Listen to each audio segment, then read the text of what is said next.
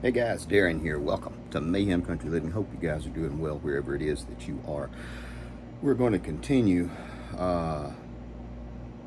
prepping food storage. This is easy stuff that people have been doing for years. This is nothing new. This is stuff that, I've been doing this probably for 20 years. And it is not hard to do. It is just little things, 5 minutes every time you get your groceries in, 10 minutes maybe, something like that. And then you can easily store, look at, review what you have. And these are going to be for short and medium term storage. This is not long term food storage, except for the canned goods, which in a pinch. And I will spin you around in just a second and I will go over my thoughts, what I do. Now, what I do might not be what you do. If it's a canned good and it has a Best By date, 12/24, for example, I'll show you some stuff on that in just a minute. As long as the can is intact, not bulged or dented, anything like that, the tops and the bottoms are intact, I'll go 3 years out. You will lose nutritional value, and it might off the flavor a little bit. But if you're hungry, who cares? It's calories. So, more to come. Oh, don't forget to hit that like and subscribe button. Okay guys, now we're back and I want to show you some of the stuff that I do when we get our groceries in. I have an unusual job in the fact that I only get paid once a month. So once a month we go buy groceries, and we usually go to Sam's, Costco, and buy all of our stuff. We try to shop local as far as like meats and stuff like that, but it's getting kind of hard to find, grain-fed, grass-fed beef, and really good pork that's butchered on property and stuff like that. But so you buy it where you can get it and get the best for your money and for your family. Canned goods, a lot of people know this already. These are, this is a great way to store if you have the space. I'll show you this. I have the space to store this kind of stuff. You may not, so it might not be good for you. And don't be alarmed, guys. This has happened over a 20-year period. This stuff has been amassed, all these different things. I'll show you a bunch of different stuff as we progress with this video series. Beans, Bush Best chili beans. My wife likes these. I don't care. She likes Bush. I don't care. I would buy the cheapest. If you have someone in your family who is not quite on board with food storage for disasters, emergencies, and stuff like that, buy what they like. Compromise and buy what they like. It's going to be easier on you in the long run. I don't care if the beans cost 30 cents more. In the long term, happiness at home and peace of mind goes a long way. There's a Best By date, September 2024. You see that. Now, I have written 9/24. I've written it on the top just so you can see it. I used to write it on the front. My wife, again, asked me if I would write them on the bottom, down here. And I said, sure, no problem. Now, I just did this for the video so you could see it easily and see it while we're talking. So I write the expiration or the best use date on the can. It's kind of funny. I think the BBC and then the CDC came out with a thing saying they had wanted to tell all of America and the world that these were not expiration dates, these were Best By dates. And it was like, come on, people, we've been doing this for years, we know this. But who knows, maybe it helps somebody. When you get your cans in, look at this. Now, I wear bifocal contacts, that's hard to see. Write it large, legible, on the front, top, bottom, however you want to do that. That is the easiest way to do it. And then when you take these to put on your shelf, you don't put them at the front. You would rotate.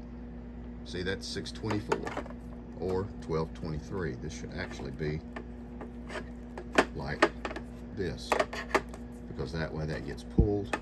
This would go at the back and you rotate through. Now, if we're going to be vacuum sealing anything, this is going to be just something that I use, and a friend of mine came up with. He does not like me to use his whole name, so I will just say Danny. So thank you, Danny, for the tip. Spaghetti, this is a 1 pound pack of spaghetti. Now, we're gonna vacuum seal it. If you vacuum seal it, it really won't fit, so you break this in half. Now, the ends are sharp and they puncture your vacuum seal bag. Never fails. Try it and you will find out that it will indeed puncture it. There we go. 1 pound. We'll do this real quick on camera. And this is going to be like for short or medium term. We do some pastas, and then you just break it in half like this. That's about even. Go to your local store, Walmart, Kroger, whatever. Put it in the bag. Most people, if you have a family of 3 or 4, you'll go through 1 pound of pasta. I have a little bit left over. Put it in there. I'm a big believer in bay leaves. Bay leaves keep out critters. Throw in a bay leaf.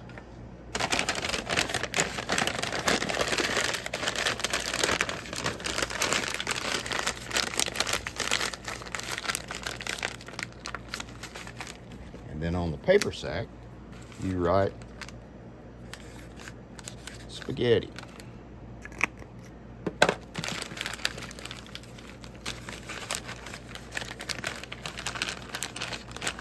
Put it in the bag. Now vacuum seal it. The paper sack protects the vacuum seal bag and keeps it from puncturing. More to come. All right, here is the finished product. It may take a little longer to vacuum seal because you're pulling the air, and I say air loosely, you're pulling the atmosphere out of this bag, and it takes it a little bit longer, and you'll hear snapping and popping if you're doing spaghetti or linguine or fettuccine or anything like that. But you can see the bag is intact. Try it without it and you will understand. Now, this is able to be stored. Why didn't I put an oxygen absorber in this? Well, this is going to be short to medium term, and I will use it. My pastas, my rices, flours and everything, they go in the deep freeze for 4 days to a week, and they sit and kill any kind of creepy crawlies that are in there, and also have, you know, a bay leaf in there. So this will actually store a pretty good long while. I will do this probably in bulk, which is to say I will keep this inside the pack and I will vacuum seal the whole thing, and then this can go into a 5-gallon bucket inside a bigger Mylar. You know, it just depends on how redundant you want to be, and actually how much money and time you have to spend on it. But for everyday use, you want to have spaghetti in 2 or 3 months and you don't want to have to go to the store every time. This, in my case, is ideal, and in my opinion, it does very well. It's also really compact, and it stores nicely on a shelf in a drawer, and we'll do a whole video on storage, going vertical, and different ways to do it. Okay guys, now we're back. This is just the stuff that I have figured out, that I have learned from people, and I have been doing, and it works well for us. Again, it might not work well for you, but this is what I do, and I can get a lot of food stored in a reasonable space. Now, I actually have a lot more space than most people, but don't let that keep you from doing it and being creative. And you can make it as pretty as you want. Also, so for the ladies who are wanting to do it, you can get some really nice shelving done up decorative, and looking high end. That's the best way to say it. Going to wrap it up now. Hope this helps some people. We are going to go back over a lot of the basics and just keep doing this over and over and over again. Guys, take care of you people.